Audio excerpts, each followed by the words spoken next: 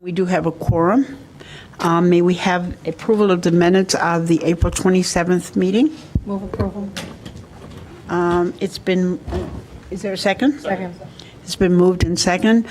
Are there any corrections, deletions, additions? If not, all in favor? Aye. Any opposed? Before we move on to items of consideration for this evening, we do have a number of people who've signed up for a non-agenda item, which is inclusionary housing, and I'm going to ask you to come and speak. We'll give you about 3 minutes each to do that. That is not on our agenda tonight, but we will certainly allow the citizens to speak on that. We have George Leroy, Jay Smith, Mark Dennis, Brandon Sanders, Betsy Gutenstein, and Sue Tallback. Okay? Thank you. Good evening, everyone. I just wanted to thank everybody for the opportunity to have us speak on inclusionary housing in Evanston. And I'm going to have our team members come up and tell you a little bit about what our concerns are and how it would benefit the community and the local government. Thank you. Thank you.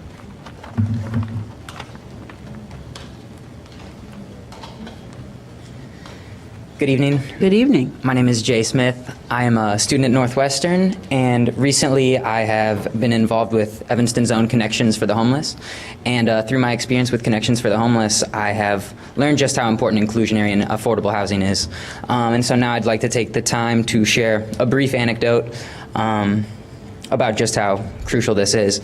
I was speaking with one of the directors at Connections for the Homeless about this issue, and she said she specifically helped a man who was born and raised in Evanston, worked in Evanston, retired in Evanston. He had been here 60 years, but then when it was time to retire and he was looking for affordable senior housing, there was nothing to be found. And he was forced to migrate to Rogers Park, and I think that that is something that we should all, take to heart, that they're Evanstonians who have been here their whole life, but there aren't always places for them here. And I think we should do something about that, and I think these inclusionary housing measures would be a step in the right direction. Thank you. Fantastic. Thank you.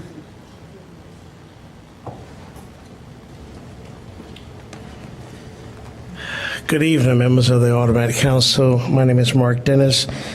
I'm at the McGaw YMCA, and I joined this coalition to just ask you to consider in your development of the proposal that housing is, as you know, very important. Whether you call it affordable housing or not is really not the issue. It is to be inclusive. Every evening, every night at the YMCA, we take in 172 men and make it possible for them to have a place to stay that's affordable. It's not the best, but it hasn't eroded the community. It hasn't taken down the community. It has helped the community. And I ask you to consider ways in which for that to be done. There are 6 key success factors that we've seen nationally that are very important to consider. I'll quickly just iterate each one. I won't expand upon it. But one is a partnership between the developer and the community, to include not-for-profits, to include you, to include others, to talk about what should this look like and what should be the outcome. To have that conversation first, like a composer, develop the final cadence of the symphony, and everything else is in retrograde. Everything else follows that. 2, educate the community and educate others. Even we assume that finance people understand all of the different ways in which to make it happen. That is not true. So taking what has been best practices in other cities and giving the developers and the financiers a chance to understand those educated best lessons would be very important. 3, moderate to strong housing market. Of course, Evanston has a strong housing market, and everybody would be afraid or frightened by what it would do to the value of their home and in their neighborhood. But there's stellar examples around the country, again, to indicate that this can be done. We're not talking about a mass overhaul of the present housing stock, but taking advantage of the opportunity to give to the whole community. Next, local support for provisions of affordable housing. We can make that possible with your help and with all of us involved in the process, and to make it possible to reduce certain restrictions so that developers will feel encouraged and incentivized to make it happen. The community benefit also means that it's important for us to have diversity. That's the basis upon which this great community was founded. Keep in mind, many people of African descent were able to build a home and they serve others in their big mansions. But those who were part of the city made it possible for others to have an affordable place nearby so that they can come and go to work. That's important. If we don't do that, we will have a brain drain from this great community. And finally, through effective administration and enforcement of the laws, whatever they might be, would be very important, and all of us will have to live equally to those tenets of the law. I suggest that you consider that. We are asking you to take that into consideration in your private moments and your thoughts to see what might be done to keep diversity and inclusion as part of the housing market of Evanston. Thank you. Thank you.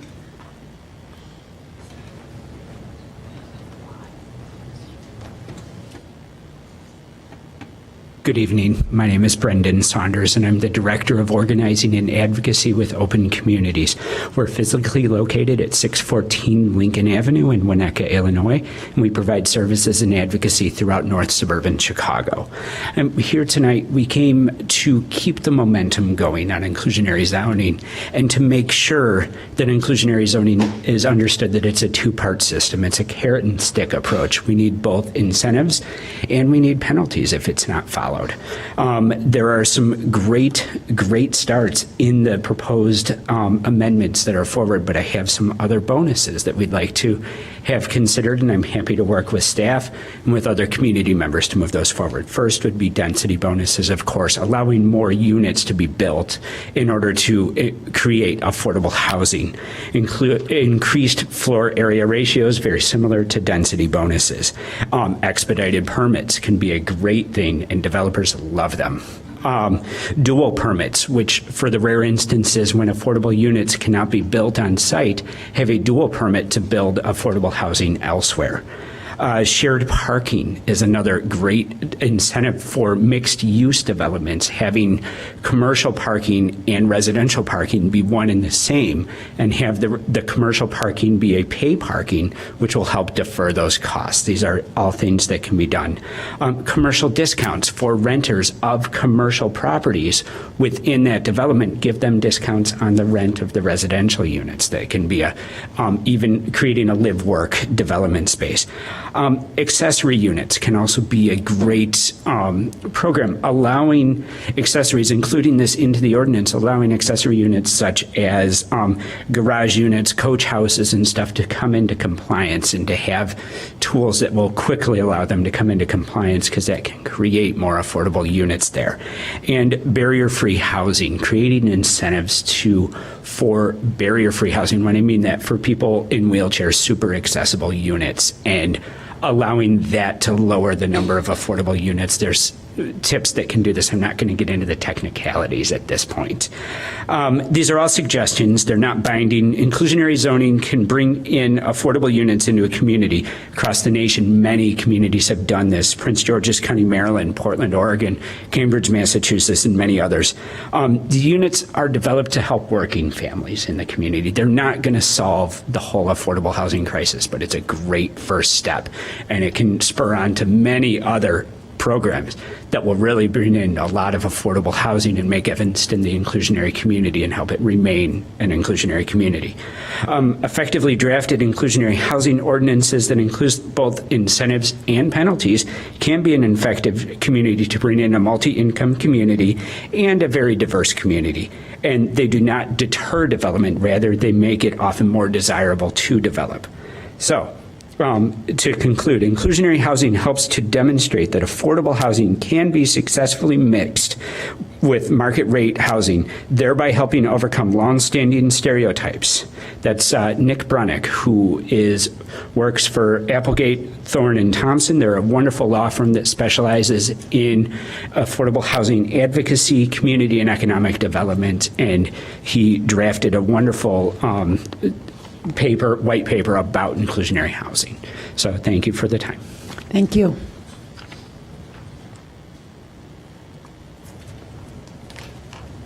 Good evening. I'm Betsy Gutstein. I have been an Evanston resident for 32 years, which I think almost qualifies me as a local.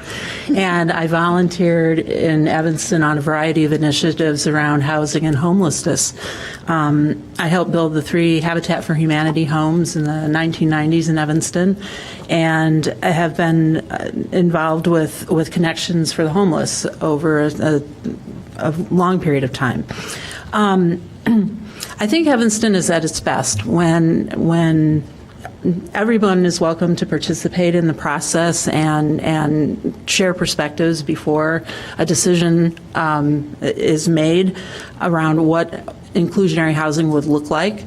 And I think that even though it might require a little extra time up front, ultimately the city staff would have the insights of more citizens and more support, and that there would be greater buy-in once a measure is passed. So Connections is positioned to be an ideal partner in this work, and I hope that we'll be back soon and offering the expertise our agency has gleaned over the past 30 years.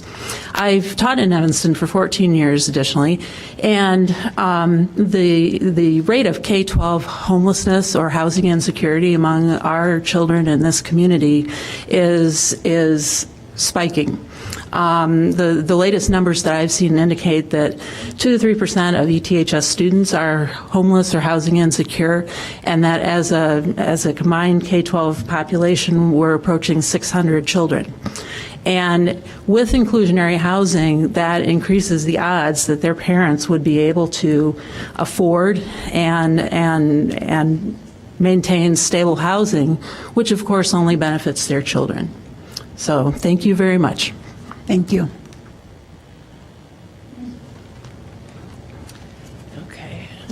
Good evening. My name is Sue Lulbach. I am the acting director of Connections for the Homeless, and I'd like to thank the committee for renewing the discussions about inclusionary housing. When City Council discussed the inclusionary housing ordinance in July, I was really very much impressed by the Council's passion and concern about issues of affordable housing. After the July meeting, I was a little surprised and concerned about the lack of action until very recently. When I asked around, I was told that the ordinance had been put on the back burner temporarily. Although the ordinance is a small step and admittedly won't solve the affordable housing problem by itself, it really is a great solid first step, and I'm really happy to see that it's back on the front burner. And to encourage progress, we've been partnering with community members and other nonprofit organizations to document our eagerness to see this move forward. So council members have received a letter about this, signed by many community members as well as some of the nonprofits. For Connections and our clients who are homeless, this ordinance really is very much a front burner issue because it's simply one of the best ways to create new affordable housing. It doesn't afford a lot, but it is one of the most straightforward ways to do it. For our partners who serve children, it's a front burner issue because their young clients cannot take full advantage of the programs of these organizations without stable housing. For our partners who serve people who are sick mentally or physically, inclusionary housing is a front burner issue because these agencies' clients can't get well if they don't have a place to live that they can rely on. And for our partners who address domestic violence and youth violence, inclusionary housing is a front burner issue because housing instability is a major stressor that contributes to family instability, conflict, and violence. The inclusionary housing ordinance, as proposed, could be better by providing more benefits to developers, such as mentioned by Brendan. With the changes, which the community is obviously eager to help devise, this ordinance will be the biggest and best thing that this council can do right now to continue the affordable housing fight. It will not end the fight, but it will be a big step forward. Our group will be requesting meetings with each of the individual aldermen in the next week or two to learn more about your specific concerns about the inclusionary housing ordinance. And in the meantime, I want to thank you again for moving this ordinance back to the front burner. Thank you. Thank you. Thank all of you all for coming in. And just let me say again, it is still in our committee. And for many of us on this committee, I hope all of us, it has been and continues to be a front burner issue for many of us, okay? And I believe it's on the agenda for the next, is it the next meeting? Correct. I believe for the next council meeting, which I believe is June 8th. Okay? Alderman Grover. For the next council or the next committee meeting? The next committee meeting, P&D which will be meeting. which will be on the 8th, which will be the next full council. Because I missed the last P&D, read the minutes, but it wasn't clear where the ordinance landed. So it hasn't left committee. It didn't, it's still in committee, absolutely. And staff still answering some of the questions? Absolutely. Putting together a report? I think, Yes, and many of the points that were brought up tonight are being investigated. Best practice cities, density bonuses, things like that. okay. All right, moving right along, items for consideration tonight. We'll begin with P1. Alderman Wilson, will you take the first one? No, I'm going to go to my right. To my right. Okay. Item P1 is the update regarding City of Evanston's drone moratorium. The city staff is recommends this report regarding the drone moratorium be received and filed. Is there a second? Second. Alderman Grover. Thank you, Madam Chair. Thank you for the motion, Mr. Wilson, and thank you, Council, for 2 years ago approving the moratorium. Since then, I think a lot has happened at both the federal and state levels. That means that I'm not sure we don't need to pay attention anymore. But things are happening, and other regulatory agencies are acknowledging both the public safety aspects and the privacy aspects of drone technology and their use. The state of Illinois passed in August 2013 a bill sponsored by our local state senator, Daniel Biss, that had more to do with the use of information through law enforcement use of drones. And the FAA is tackling then the public safety and airspace issues. Alderman Rainey. Well, I just want to clarify for those who don't have a copy of the agenda or packet, what we're doing is we're terminating the moratorium based on Evanston previous moratorium and going with state, federal, et cetera, oversight. Right. Saying that it's filed doesn't really tell people that we're abandoning our moratorium, which is the important point here. The moratorium, I think, by its own terms, expired 2 years after we passed it. So Absolutely. we don't need to take any action on the resolution from 2 years ago. It just is It no longer expired. in force and effect Right. by its own terms. At the end of this We month. had an opportunity to reinstate it, which we're not doing. Oh, just so Right, people- absolutely. Alderman Grover. No, Okay, anybody else? Okay, it's been moved and second. All in favor? Aye. Any opposed? Okay, Alderman Nguyen. Yes, item P2, ordinance 59015, time extension for planned development, 318-320 Dempster Street. Staff recommends adoption of ordinance 59015 to extend the time for completion of the planned development at 318 to 320 Dempster Street, originally approved in March of 2008, The ordinance grants a 2-year extension to obtain building permits for construction of the third dwelling unit within the former livery stable on the property by June 8th, 2017. I move introduction. Is there, it's been moved in second. I see no lights. All in favor? Aye. Any opposed? Alderman Fisk, P3. Ordinance 67015, granting zoning relief for the number of parking spaces and aisle width, 1719 and 1723 Howard Street. City staff and the Zoning Board of Appeals recommend adoption of Ordinance 67015, granting zoning relief to establish 19 open parking spaces where 23 open parking spaces are required, and a 22-foot wide aisle width where 24 feet is required for a medical office Access Community Health Network at 1719, 1723 Howard Street. ZBA found the proposal meets the standards for variances in the C1 Commercial District. It's for introduction. I move introducing it. Is there a second? Second. Alderman Rainey. Well, I really appreciate the board's considering all of the additions to just passing this. I am very much opposed to this use at this location, which I know is not under consideration whatsoever. It's allowed.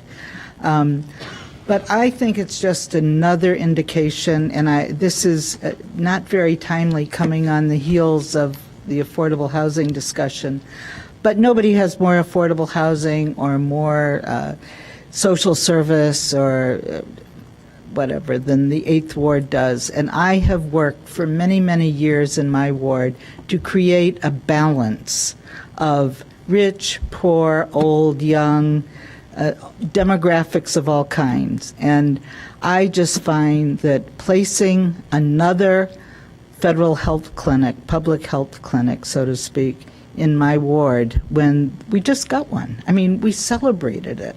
And now we have this on Howard Street, which is a commercial district, which I just wish this were not here. And I just want to go on record as saying that I appreciate the board's efforts to correct the parking and to add some frills of landscaping, et cetera.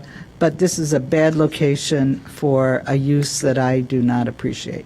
So, having said that. Seeing all the lights, I'm sorry. I represent Access Healthcare. I'm not sure what's the appropriate time to address the committee. Well, you didn't sign up, but if you'd like to address the committee now. I apologize. Usually when we're the applicant, I didn't realize we had to sign up for this. My name is Bernard Citron with the law firm of Thompson Coburn. I represent Access at St. Francis.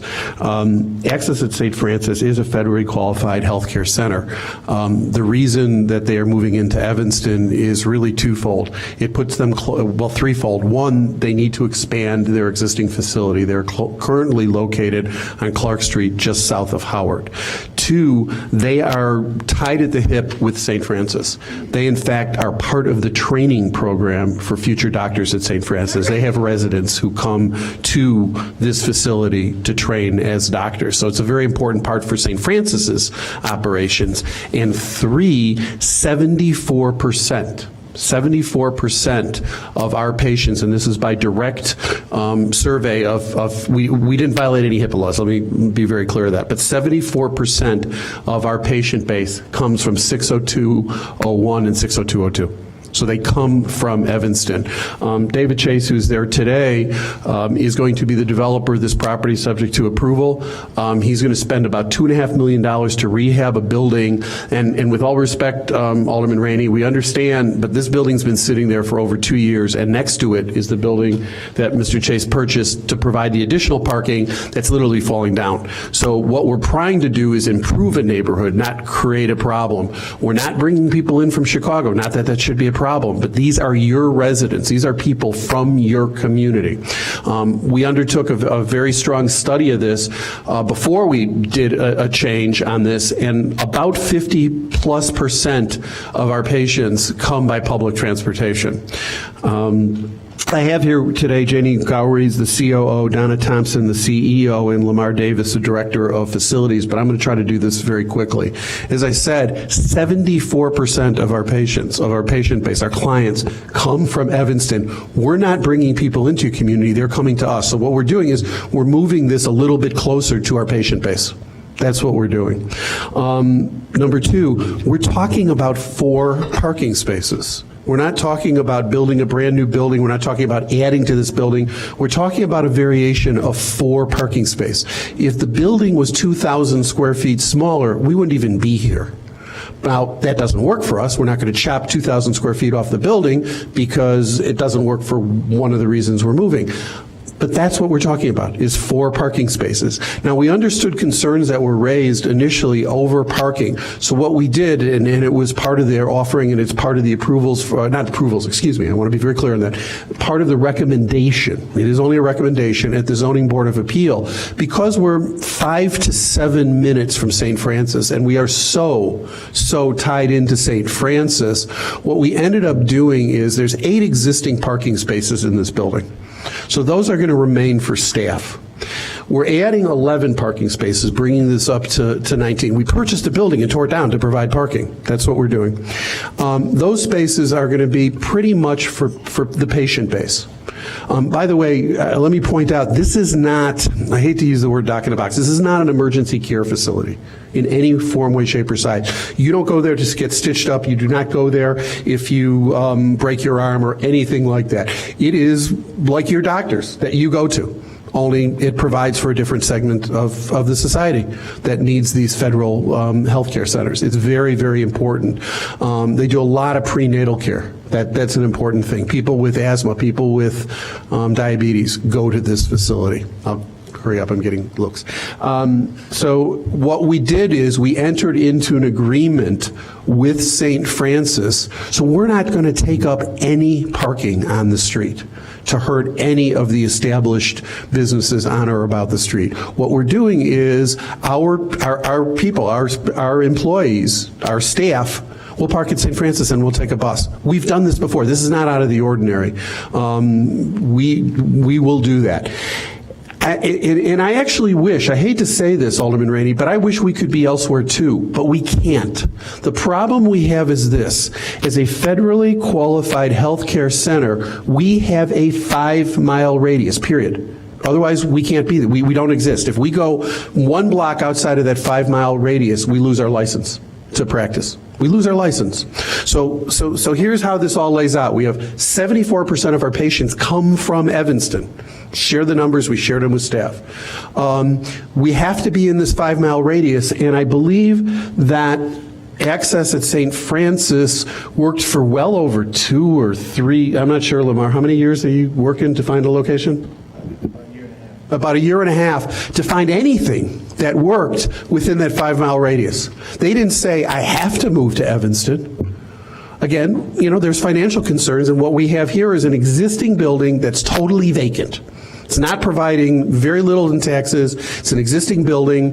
They're going to rehab this building. It will now provide some real estate taxes, or no? I'm going to need you to... I'm done. Anyway, that's what I wanted to point out here is 50% of our people do come by transit. We have an agreement that we have no problem with. It will be part of it to park our staff at St. Francis, and this is an Evanston facility. With that, thank you very much. We appreciate your concern. Thank you. And may I just suggest next time you check with our staff, because we weren't expecting a presentation. I'm sorry. I apologize. That's all right. That's okay. Alderman Rainey. I want to make it really clear. I think the Zoning Board of Appeals did exactly what I hoped they would do with the parking. When we first met with this facility, we were told that all the parking on the site would be for the doctors, nurses, and employees, and that the sick people could park on the street or in the neighborhood, but most of them would be coming by bus. So one of the things that I expressed concern about was if they were going to knock down a building to provide parking, let's provide some parking for the the patients. And so that, I'm thrilled with that. I no longer have any issue with their parking. I have no longer any issue with their occupying a building that's been vacant. All of that is fine. My issue, and as I said earlier, I just wanted to express it, has nothing to do with our decision tonight, but I don't like the use. I think to say that whatever percentage comes from 60201 and 02, I have to challenge that, because I was very involved in the initial, as housing director for Howard Area Community Center, which you've probably heard of. I was very involved in getting health care for Rogers Park people in 60626 and in the north of Howard area. So I know many of the patients that go there, and I do not believe for 1 minute, I'm not calling anybody a liar, but I really challenge that the greater percentage of their population is in 60202 and 01. I really challenge that. So having said that, I'm going to support the Zoning Board of Appeals decision, and we'll just move on, and hopefully they will be good neighbors. Great. All right, it's been moved and second. I see no other lights. All in favor? Aye. Any opposed? Thank you. Agenda items P4 and 5 come with the, if you notice on your, Alderman Rainey, it would be your turn. Okay. Thank you, Madam Chair. These are two resolutions that have to do with the same thing, except with different requirements, so to speak.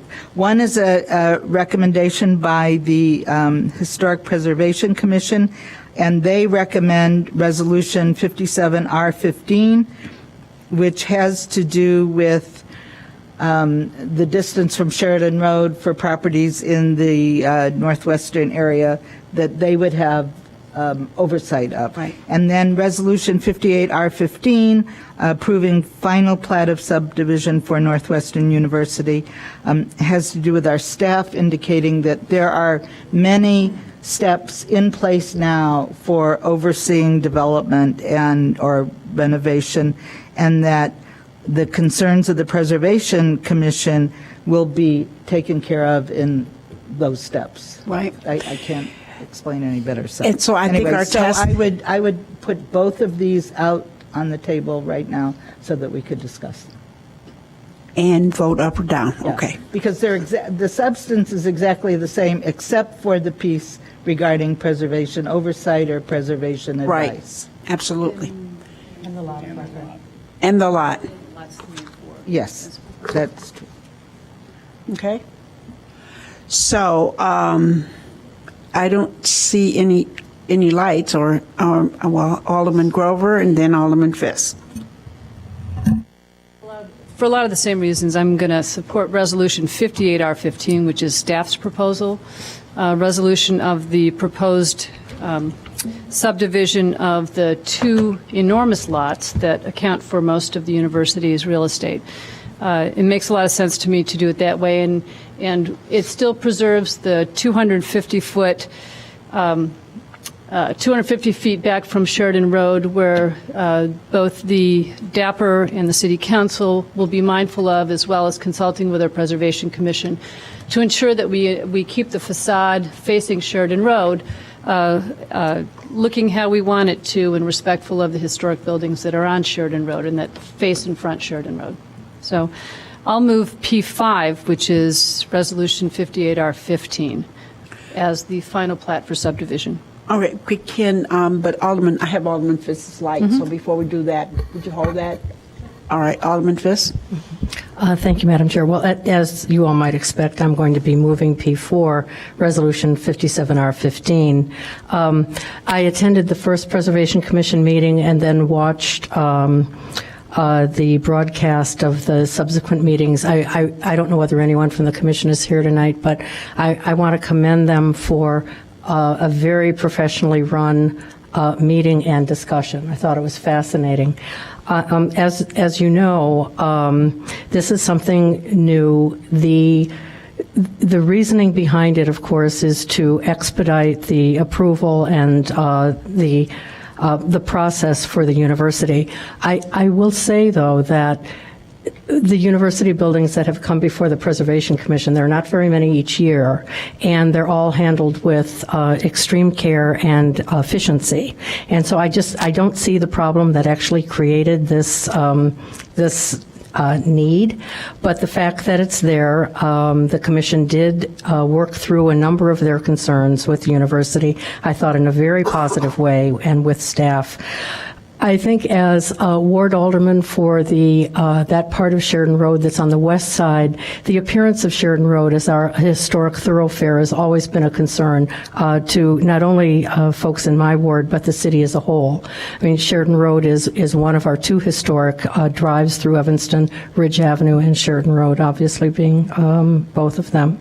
But it's very important as we move ahead and we look at the university's 50-year framework plan that we understand that there is going to be development along Sheridan Road. And I think opening that process to a more public process and involving one of our city boards and commissions is extremely important. It gives the public a process to go through that actually enhances transparency and enhances dialogue. A lot of the development that's going to be going on Sheridan Road will be happening long after all of us are off the council, but I think we need to reassure the community that we're still taking the appearance of Sheridan Road as an important part of our shared community with Northwestern. And I just don't think that advisory review will be enough. I'm a little concerned about placing so much of the approval process within staff, within the city. I trust our Preservation Commission very, very much. I trust the public process. I trust our citizens who have concerns about how the university and the city property interacts together along the Sheridan Road thoroughfare. So I'm going to be suggesting that we take Resolution 57R15. If none of you have had a chance to look at the Framework Master Plan, I would ask you to look at that again. A number of plans for that have raised some concerns in the neighborhood, including more parking structures on the boundaries of the campus, which would include a discussion that we had a couple of years ago about a potential parking structure at Northwestern Place. And I think it's very, very important that that the city have an opportunity to review those with some input from the public, and the Preservation Commission is the place to do that. I think it's a very reasonable request, considering that I think we're all on the same page regarding the subdivision generally.